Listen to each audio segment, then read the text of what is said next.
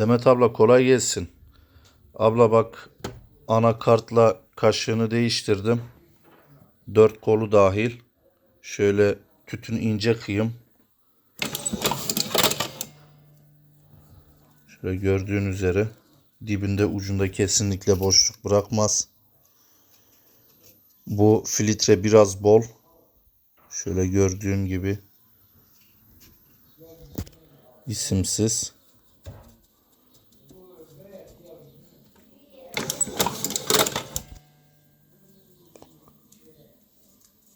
Şöyle dibini kesinlikle boşluk bırakmaz.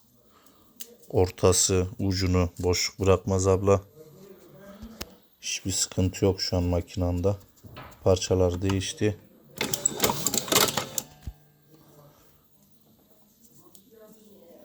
Şöyle gördüğün gibi.